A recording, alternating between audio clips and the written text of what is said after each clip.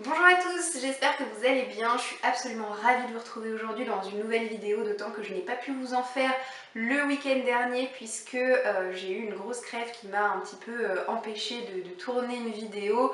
Je ne sais pas si ça s'entend, mais je suis encore assez prise du nez. Donc je vous la tourne en pleine semaine et je vous la diffuserai samedi matin, juste avant de partir, puisque je vais partir pour quelques jours à Saint-Pétersbourg et je pense qu'au moment où elle sera diffusée sur YouTube, je serai déjà en chemin et voilà, ça me semblait pas important, mais ça me faisait plaisir de me dire qu'au moins j'allais réussir à vous caser mon book haul du mois d'octobre avant la fin du mois. Étant donné que j'ai déjà raté une vidéo, je voulais pas en rater une seconde. Bref, tout ça pour vous dire qu'aujourd'hui je vous présente mon book haul du mois d'octobre ainsi que les 11 nouveaux livres qui sont maintenant en ma possession.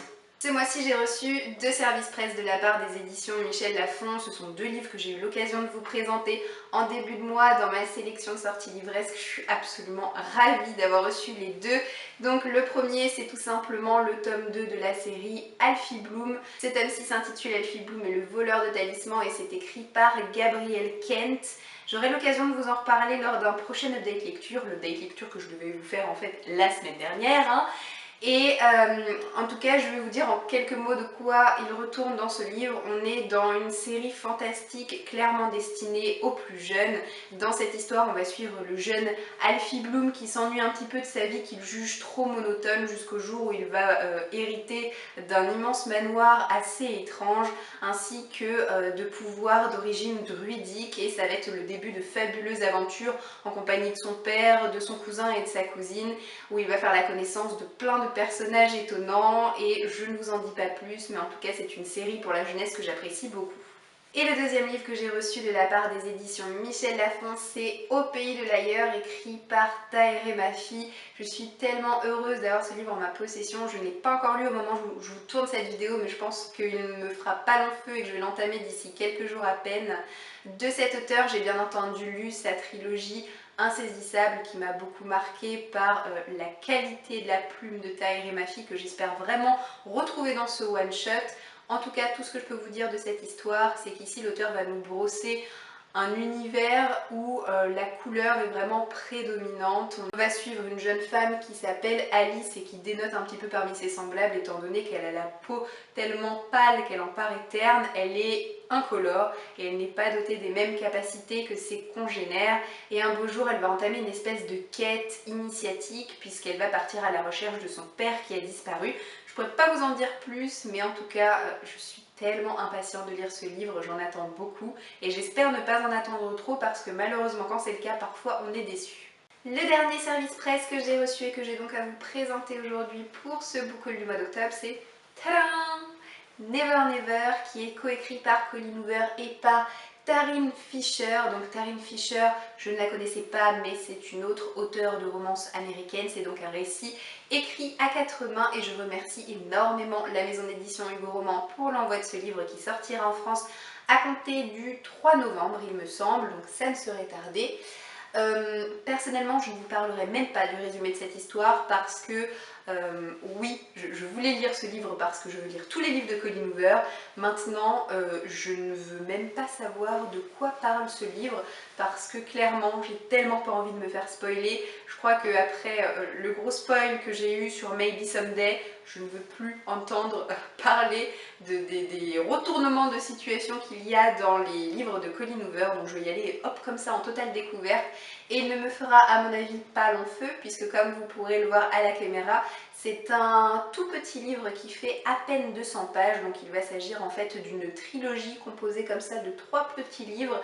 Donc le premier sort le 3 novembre, le second va sortir courant décembre et le dernier tome sortira courant janvier 2017.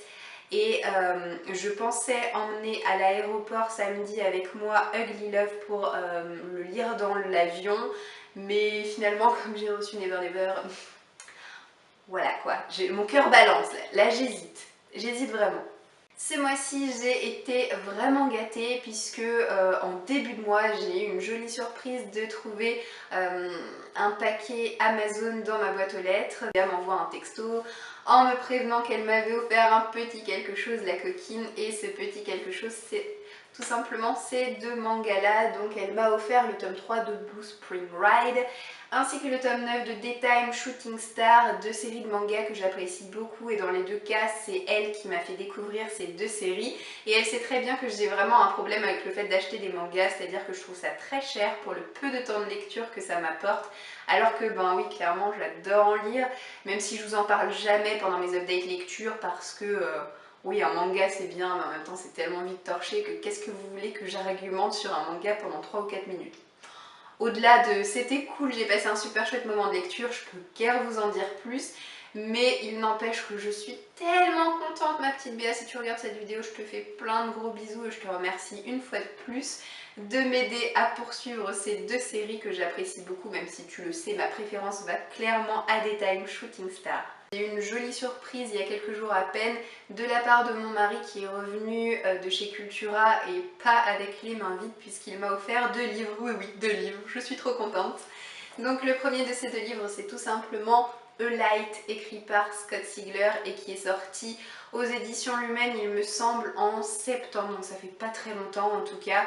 C'est le tome 2 d'une trilogie. J'ai le premier tome dans ma palle depuis un petit moment maintenant et je n'ai pas encore réussi à l'en sortir. Au premier tome, on va suivre une jeune fille qui s'appelle M et qui va se réveiller un beau jour dans un cercueil, donc ça peut paraître assez glauque, d'autant qu'elle ne se rappelle plus du tout comment est-ce qu'elle s'appelle, qui elle est, ni ce qu'elle fait là. Et lorsqu'elle va sortir de son cercueil, elle va découvrir autour d'elle une dizaine d'autres cercueils avec d'autres jeunes à l'intérieur qui, comme elle, ont perdu la mémoire. Elle va prendre la tête du petit groupe et va essayer de sortir de l'endroit dans lequel ils se retrouvent tous enfermés et qui est assez oppressant et lugubre et apparemment rempli de pièges. Je n'en sais pas plus, mais ça m'a l'air d'être un récit qui est assez haletant et je suis persuadée que je serais susceptible de passer un très bon moment de lecture en compagnie de ce livre, donc je suis vraiment ravie que la suite soit déjà en ma possession. Ça va peut-être me motiver davantage à lire le premier tome.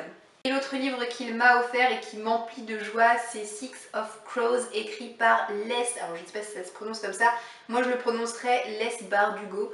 En tout cas ce livre est sorti aux éditions Milan, il est assez lourd et autant sur internet je trouvais la couverture particulièrement jolie, autant de la voir dans mes mains, elle est encore plus magnifique.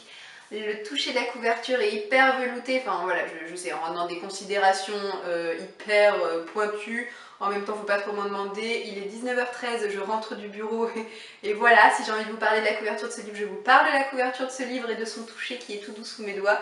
Et voilà, il y a une espèce de rabat comme ça. Bref, je trouve l'objet livre particulièrement superbe.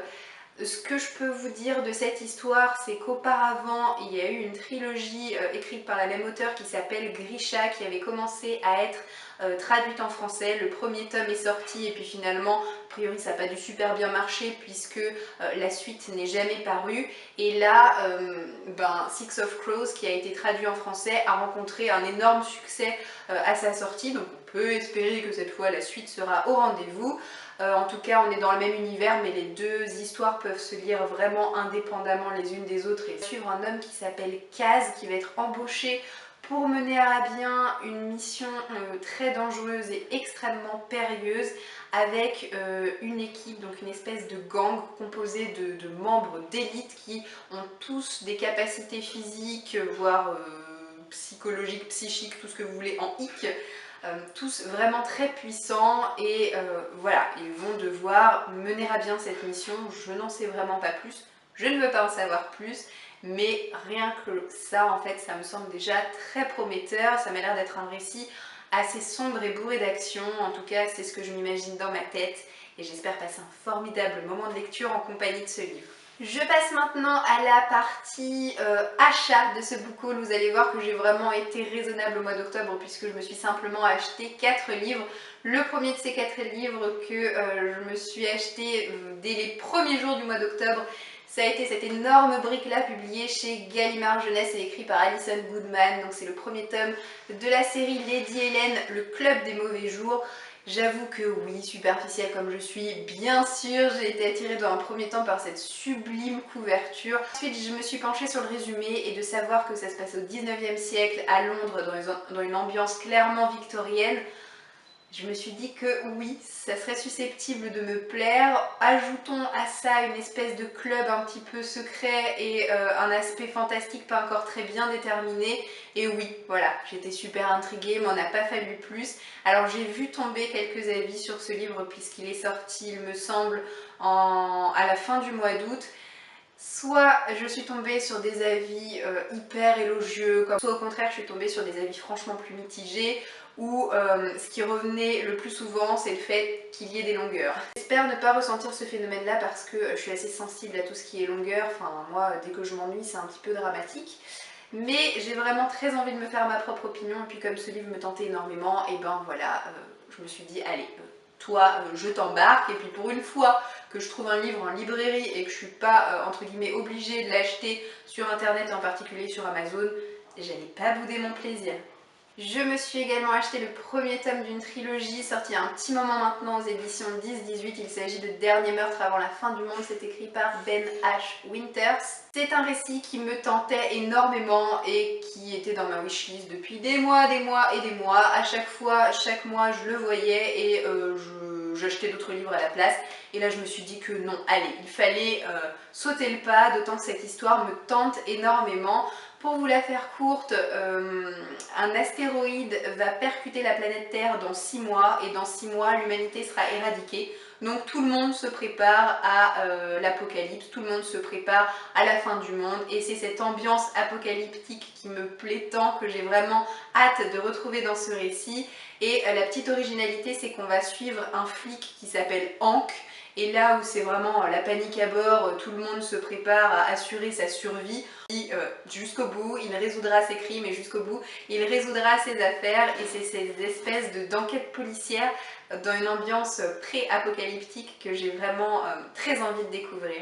Je me suis aussi acheté Les Chevaliers des Highlands, donc il s'agit de l'intégrale que je vous ai présentée en début de mois dans ma sélection de sorties livresques qui est sortie début octobre. C'est écrit par Monica McCarthy et cette intégrale est sortie aux éditions J'ai lu et comprend en fait les volumes 1, 2 et 3 de cette série qui compte maintenant 11 ou 12 tomes il me semble. C'est de la romance historique. Ça parle des Highlands, on a des Écossais en pagaille, c'est une série qui me donnait vraiment très envie de découvrir et dont les premiers tomes ne sont malheureusement plus édités en format poche, il me semble qu'ils sont uniquement disponibles sur Kindle et moi je ne lis pas du tout en numérique, je ne lis vraiment qu'en papier. Du coup, ça me tenait à cœur de pouvoir me procurer le début de cette série à un prix correct, puisque quand on voit le prix des occasions, voilà, il y a certaines personnes qui mettent leurs exemplaires poche en vente à 35 € le volume. Non mais vous vous foutez de la gueule de qui quoi? Sérieusement, qui peut mettre 35 € dans un format poche? Non, non, bah pas moi en tout cas.